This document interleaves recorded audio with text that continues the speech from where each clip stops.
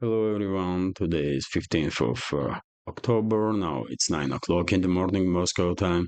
I'm Levan Kudadze and this is my first update for the day in which I will share all the main news that are making headlines in Russian media outlets and Russian language pages on different internet platforms.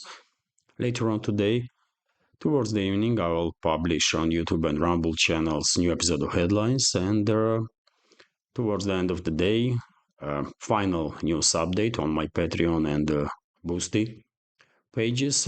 If you are interested in more news from Russia, you're more than welcome to join our communities on Patreon and Boosty. That will be great support for my work and this small media project.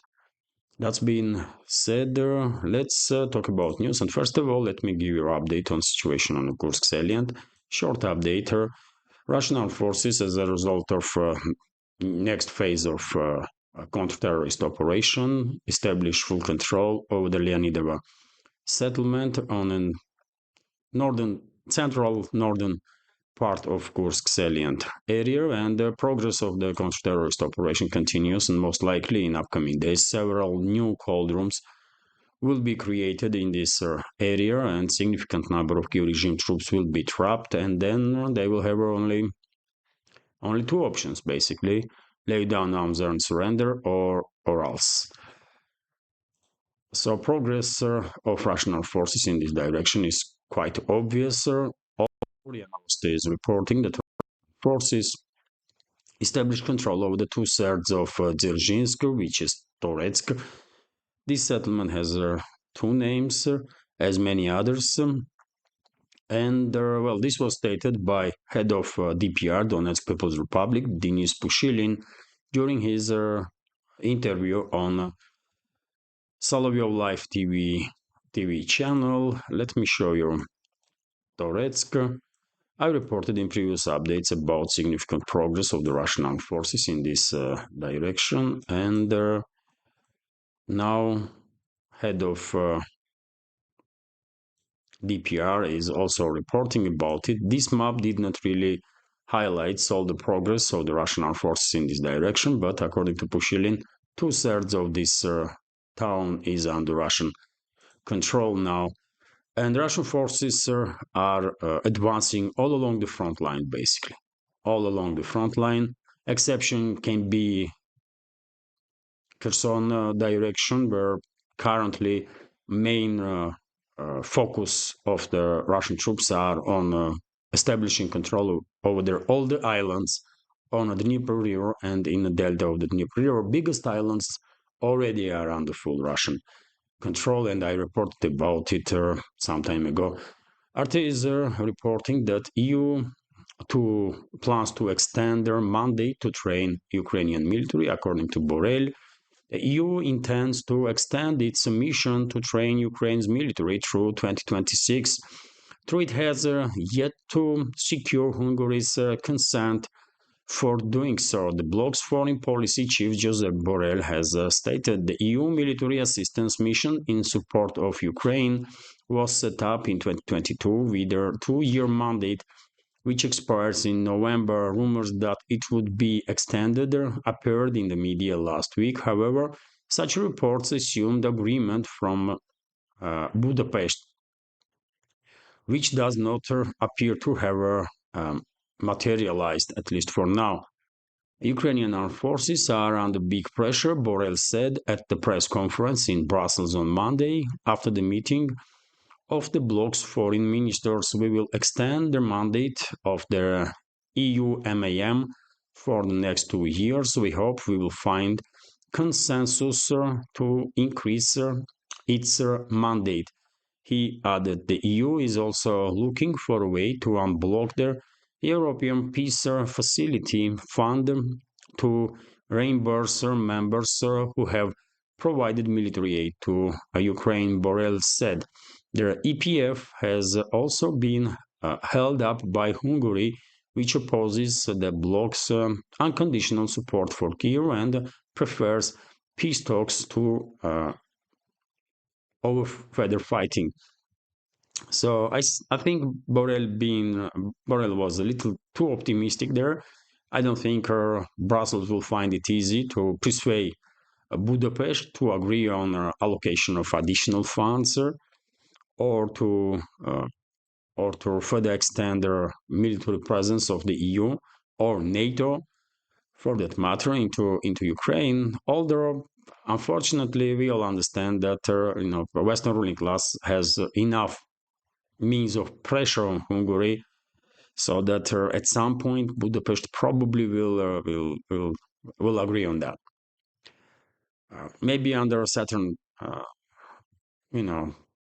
demands, but that's what always happens, right? Hungary is opposing certain decisions of the Brussels and then agrees. So, and we'll understand that Hungary is under huge pressure. So therefore, it is difficult to criticize Hungary's government for that, isn't it? Hungary's leadership is clearly demonstrating that they are preferring peace talks over their hostility, and hardly anyone has any doubts on that. TASS news agency is reporting that meanwhile, a committee of the European Parliament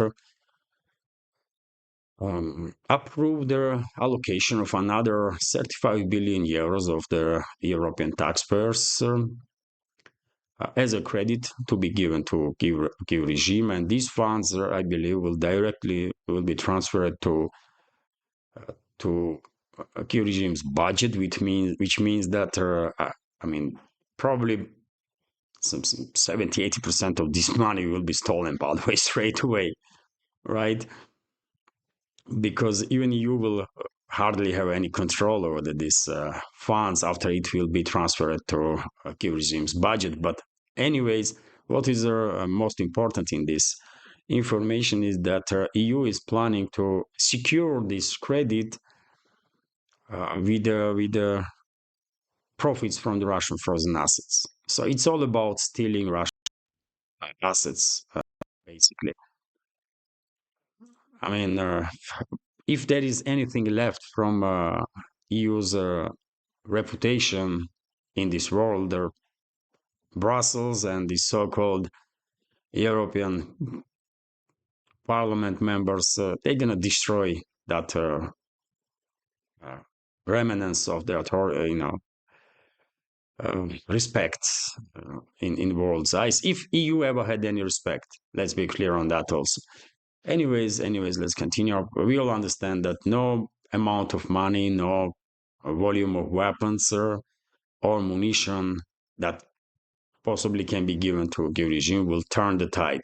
Western ruling class lost this proxy war against Russia, and it's only a matter of time when those so-called elites in the West will acknowledge this objective reality on the ground. Also, we have this report from RT that German Chancellor Schultz blames German media for doubts over Ukraine support. The media in Germany is to blame for the lack of public support for military aid to Ukraine, Chancellor Olaf Scholz claimed in an interview published on Monday. News outlets failed to ask the right questions to help the government make its case to the people, he said, and how pathetic Scholz really is, isn't it? German media is one of the most Russophobic media, so-called media, by the way. German propaganda outlets are one of the most Russophobic ones out there. No any less than British propaganda or US propaganda, by the way. They are on top of the Russophobic wave, right? And still Scholz is blaming these propaganda outlets in the West instead of asking right questions, truly, which is that this propaganda is not working. Many people are waking up and realizing that all this time they've been lied by their own media, their own politicians.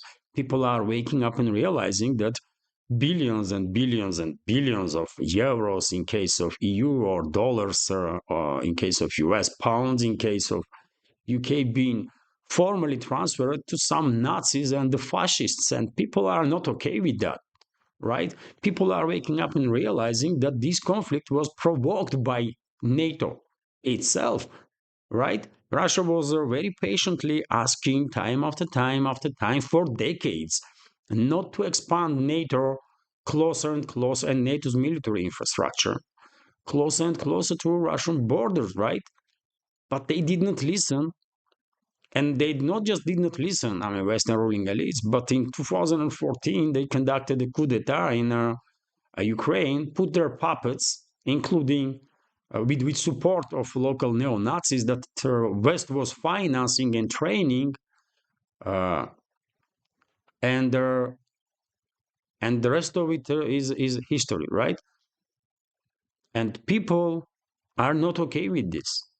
That's why support for this proxy war against Russia is little by little, gradually failing in the West. That's all. Otherwise, Western MSM is as brutal and as Russophobic as it can be, right? But are people no longer buying that BS from these propaganda outlets? But they cannot blame themselves, isn't it? Schultz cannot say that he was wrong all this time and he was lying to all this time, right? Blame someone and or something, and he's blaming their own propaganda now. Okay, RIA Novosti is reporting that Netherlands have a plan to buy 46 obsolete, basically Leopard 2 tanks, and first deliveries of this scrap metal basically will start in 2027. And 46 tanks, by the way, 46 tanks. I mean, really. Uh, okay. I guess Netherlands have plenty of money to spend on garbage, and well, it's their right, right? It's their money, so let them spend on that garbage. TASS news agency is reporting that Russian defense minister is in China. Of course, I reported yesterday about it, and he had a meeting with his Chinese colleagues, and there's not really surprising statements were made there. For example, the military departments of the Russia and China agree in their assessment of the global processes, and they have a common understanding of what needs to be done in the current situation. This was stated by the Russian Defense Ministry and Minister Andrei Belousov during a meeting with the deputy chairman of the Central Military Council of the People's Republic of China, Huang Hushi. I'm butchering the name, I guess, but with high-ranking official from China, and he had meetings with many officials, obviously in China, not just with militaries, and their Chinese counterparts stated almost the same, that cooperation between the two countries are on a top level in all directions: political, economical, financial, military. And almost every other week, every other month, I'm reporting about yet another military exercises of the between two countries. Navies of the China and Russia are conducting right now exercises, yet another answer in Pacific Ocean. Air Force of the two countries constantly, regularly are conducting combined exercises, ground forces also. So yes, relationships are on top level, and the view of the developments in this world, both capitals, Moscow and Beijing, have more or less similar, and understanding also what is need to be done uh, to basically secure themselves first of all, and to secure emerging multipolar world from Western ruling class that is out of touch with reality, and are acting more and more irresponsibly and dangerously for all of humanity. Interesting news, and dear friends, I guess we will all agree on agree that this would not be possible. This level of cooperation between China and Russia would not be possible if Western ruling class was acting a little more adequately. If Western ruling class didn't try to destroy Russia, if Western ruling class didn't provoke this proxy war against Russia, if Western ruling class didn't escalate with China in the Pacifics, then probably Moscow and Beijing will cooperate, obviously, but cooperation would not be on a strategical level as it is right now. So if anyone in the West is not happy to see this increase friendship between two superpowers, well, they have a adversary to blame. It's Western ruling class and the crazy policies of the West, right?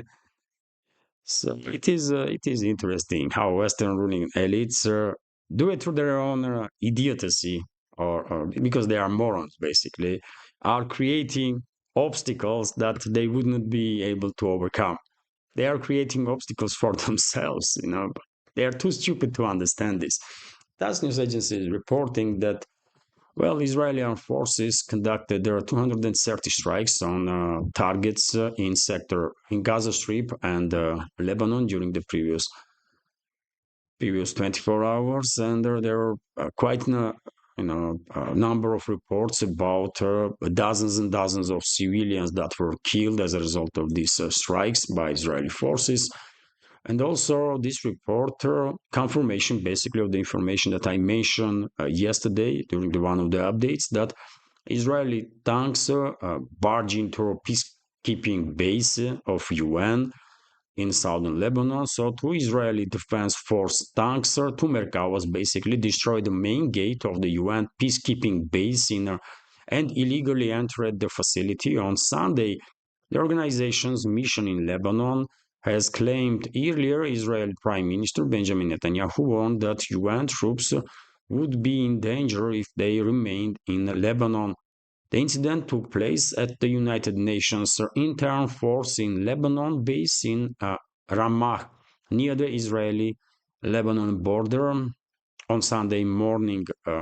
UN, IFIL, this mission, basically a peacekeeping mission of the UN, said in a statement. So yes, information is confirmed there, and unfortunately, it's already up to 5, if I remember correctly, UN peacekeepers that were wounded as a result of Israeli strikes against the UN peacekeepers. Direct strikes, basically. Tanks were, shooting directly at the base, so they knew what they were targeting, but they did it anyways. And they will continue to do so because, Netanyahu's government, I mean, they are like a runaway trade. They don't care about anything or anybody at this point, and they are desperate, like their Western masters or like Western ruling class, to somehow provoke regional war. That's what they want. RT is reporting that Germany asked Israel to sign genocide closure, according to media. Germany has refused to deliver weapons to Israel unless it provides written guarantees that they will not be used to strike civilians in Gaza. Media outlets owned by Germany's Axel Springer publishing house have reported Berlin, which has not approved any arms sales to Israel since March, blocked the arms sales, despite their insisting that the Jewish state was not under an arms embargo.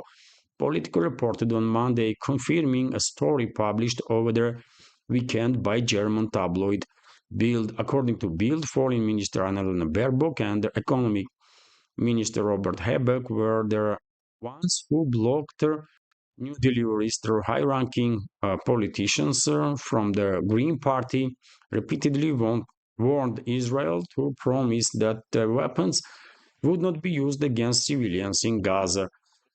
Well, are these, of course they are, I mean, these politicians from Germany, I mean,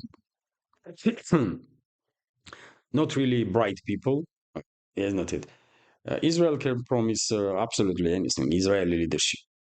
I mean, Netanyahu can promise literally anything, and he would not care about this promise second after, right?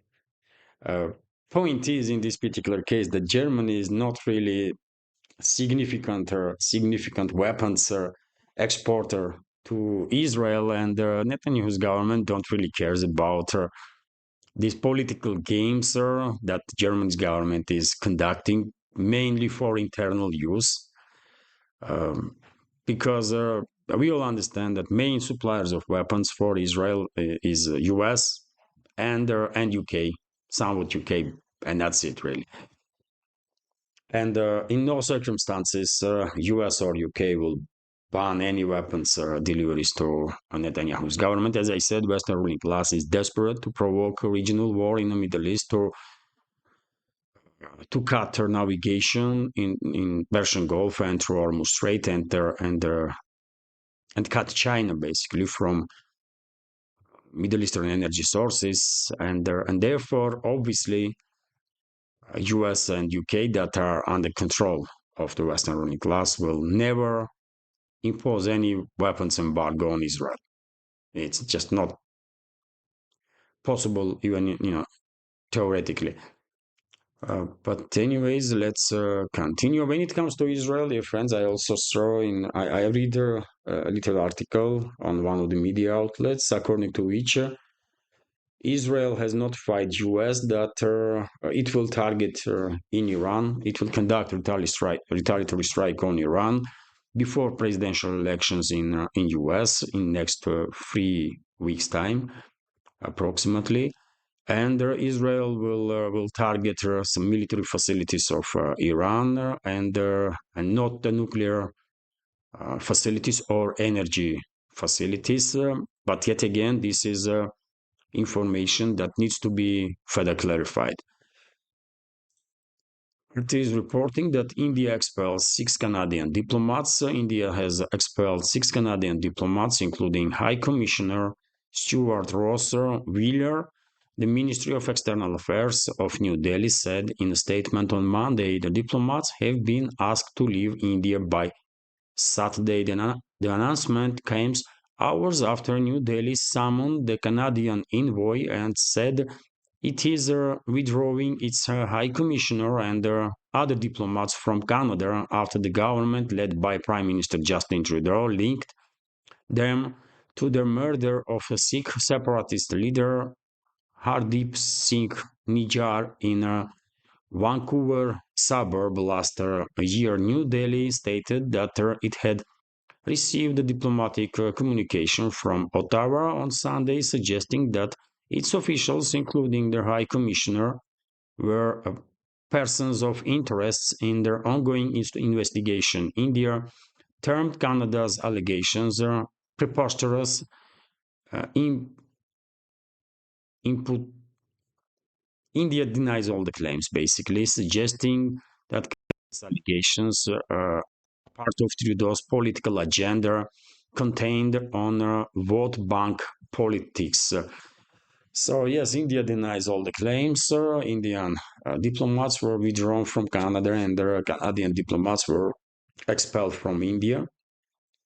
And the relationships between New Delhi and Ottawa are on, I guess, on the lowest level ever, really. And I wouldn't be surprised at all if New Delhi will get so sick and tired of this Trudeau's regime there that they will just cut diplomatic relationships with Canada completely and forget about existence of that country on the northern side of North America. That might happen. That might happen because I mean India has heavyweight politicians in the government, right? India's prime minister is a heavyweight politician, well respected worldwide. India's foreign minister is a legendary foreign minister, legendary politician, Jai Shankar. And I don't think they really want to deal with such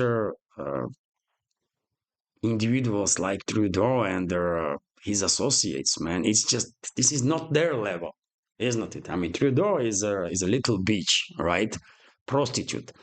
And of course, it is embarrassing for real politicians, high-level politicians, to even talk to such garbage, right? So it is what it is, man. It is what it is. I feel sorry for Canadians that they have such disgraceful individuals in the government, but I mean, it's their fault now. How they managed to end up in such situation, by the way. 2 decades ago, Canada was a country that I would say probably are on top three at least as a country for living for people. And now Canada is kind of disgrace of its own self 20 years ago. Uh, I don't know, man. I don't know. Anyways, let's continue. TASS news agency is reporting that Seoul, official Seoul stated that North Korea blew up all the roads that were connecting North Korea with the South Korea, not surprisingly, because I reported earlier that according to information of Seoul, North Korea was mining these roads and they were planning to destroyed it, and that's exactly what Pyongyang did. And this was reported by news agency Yonhap, uh, based on based on statements from head of general staff, basically of South Korea. So tensions are increasing between two Koreas lately, and this information that North Korea is blowing up all the roads that are connecting to two sides is quite disturbing, because who knows, maybe they have some intelligence that U.S. Led coalition may start some military provocations on the peninsula or something. I don't know.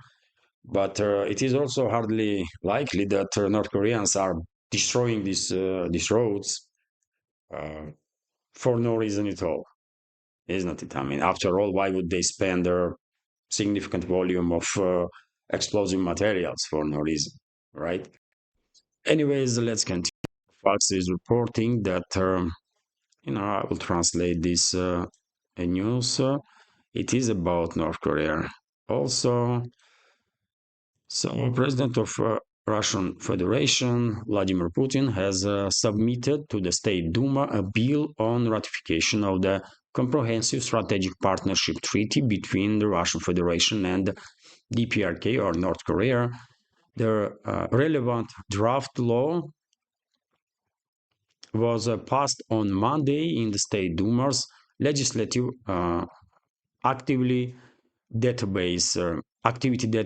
The draft law provides for the ratification of the Comprehensive Strategic Partnership Treaty between Russian Federation and the Democratic People's Republic of Korea, signed in the Pyongyang on June 19, 2024, in order to deepen partnership and strategic cooperation in the wide range of areas. So, yes, once this document is ratified by Russian parliament, it is becoming a law, and the relationships between Moscow and Pyongyang will reach a whole new level, unprecedented level, by the way, actually, since the Korean War, I guess, which is interesting. Kommersant newspaper is reporting that president of, how long is this update? 28 minutes. Okay, just a few news, sir. Left. So, Kommersant newspaper is reporting that President of Azerbaijan, Ilham Aliyev, stated that it is impossible for Azerbaijan to sign proposed by Armenia peace treaty, because Azerbaijan sees this because Azerbaijan prefers to sign a comprehensive agreement and not just some parts of it on which sides don't have some dispute at the moment. Let's translate, and this information definitely not gonna come as a surprise for our community, because I spoke about this topic several times before, and I said that most likely Baku, capital of Azerbaijan, will find it difficult to achieve any long-term agreement with Armenia's leadership, with Armenia, because of the Western influence unprecedented Western influence on current leadership of Armenia. And we all know, by the way, that Azerbaijan is under quite significant pressure from the West, especially from France. And France is one of the countries that is actively that plays a quite active role in our right. France is supplying weapon systems and trying to get engaged in internal politics, have some influence, like US does, by the way. And this is not surprising also because biggest Armenian diasporas in the Western world are in US and France. And I guess these diasporas are playing significant role when it comes to influence of Paris and Washington in domestic politics or regional politics of Armenia. But let's go through this news. Azerbaijani President Ilham Aliyev has called it completely unrealistic to sign a peace agreement with Armenia without resolving the disputed issues, all of the issues. Armenian Prime Minister Nikol Pashinyan stated that uh, he said that already agreed content is enough to conclude their agreement. President of Azerbaijan, Ilham Aliyev, made statements at the meeting with the ambassador of Belgium, Julien de Frepo. Azertag news agency reports the head of the state stressed that all the points of the peace agreement have the same meaning. One cannot be separated from the other. In this regard, President Ilham Aliyev said that he considers the proposal of the Armenian government strange and completely unrealistic. The publication said at the meeting with their ambassador, Ilham Aliyev also said that the European Union should maintain a neutral position in the process of settling disputes between Azerbaijan and Armenia. He added that the extension of the mandate of the European observer mission on the border caused distrust on their part of Baku. According to him, binocular diplomacy goes beyond political culture. So, well, as I predicted, or as I said many times before, it is hardly likely that issues between Azerbaijan and Armenia will be resolved anytime soon. And because of their active involvement of the West number of Western states in Armenia's domestic and regional policies, I'm afraid there is a high risk that sometime in the future, sometime in the near future, relatively near future, there might be new military conflict in the Southern Caucasus region, including between Azerbaijan and Armenia. Although I'm afraid at some point, situation may get so destabilized in Southern Caucasus region that even Georgia may end up under threat. And Georgia has nothing to do with the Armenian-Azerbaijani conflict, right? But Western ruling elites, they might just destabilize the entire region, and they are actively trying. And when it comes to Georgia, dear friends, on 26th of October, there are parliamentary elections in this former Soviet republic, and I'm 100% convinced that Western assets in Georgia, including President of the Republic, Salome Zurabishvili, and so-called opposition, will dismiss elections results, and they will try to destabilize country, conduct regime change under leadership of under direction of the Western ruling class, mainly Washington administration and secret services of US, and definitely there will be attempt of regime change in Georgia. I have no doubts about it, because Western ruling class,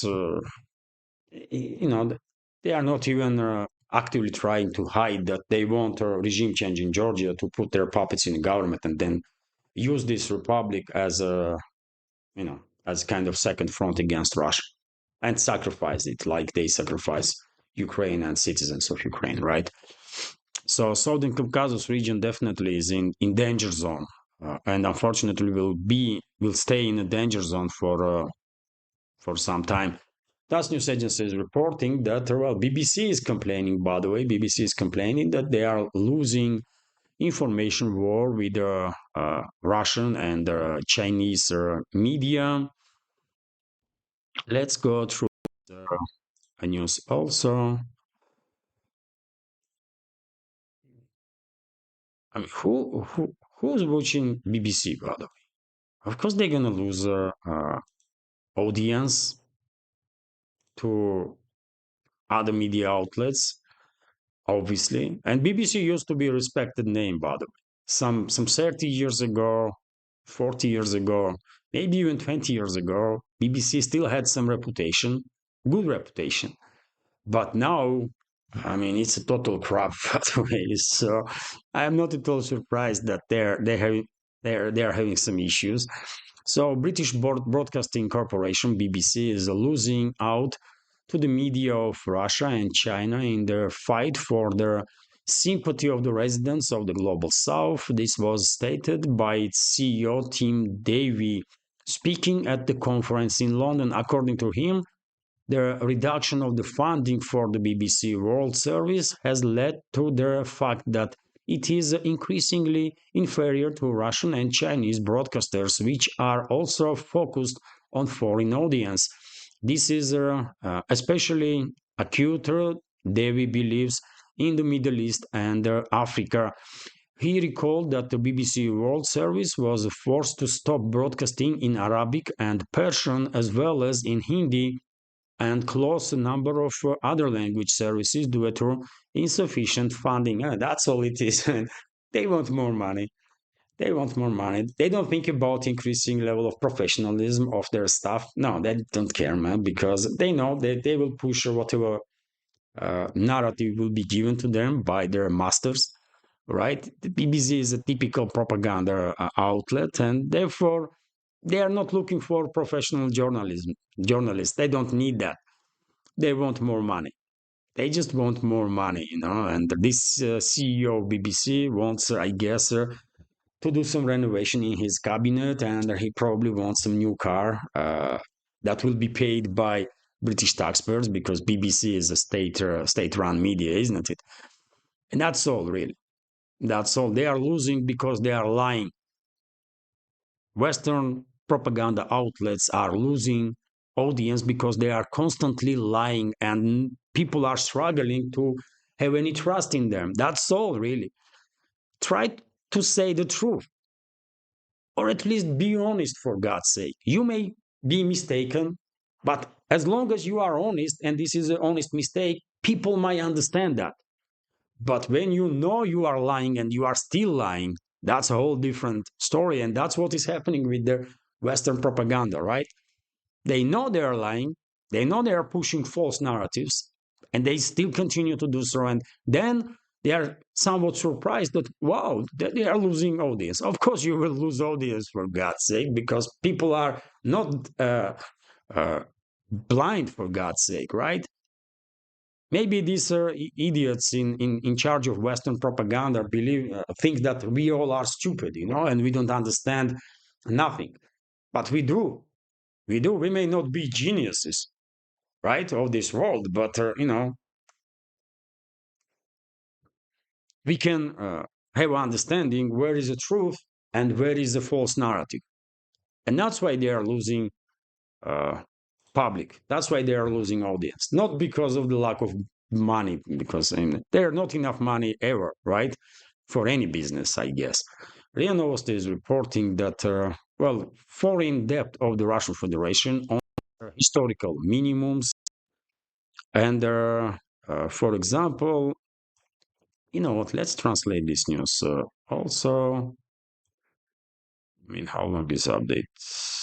Oh, 39 minutes, 39 minutes. So yes, foreign debt is on historical minimum on 14.5%, which is in terms of money is 293.4 billion US dollars, which is basically peanuts compared to country's GDP, right? Uh, so, so the level of external debt in relation to the Russia's GDP in the third quarter of this year fell to a new historical low of 14.5%. Yes. So, of course, you cannot compare numbers of Russia with numbers of G7 countries, for example, that are in trillions and trillions of debt, right? And this is it, dear friends, for today's first update.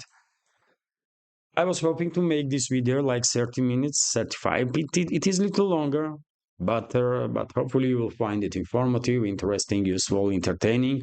And if so, please click that like button, leave some commentary just about anything, any topic. Maybe we will manage to influence algorithm once again and reach wider audience, possibly.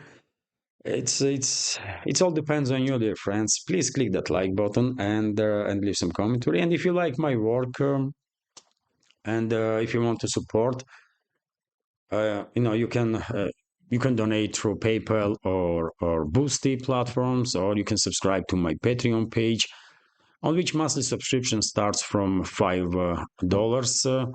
All the links are on this video in description box and in the pinned comment. This is it for now. Have a wonderful day and take care.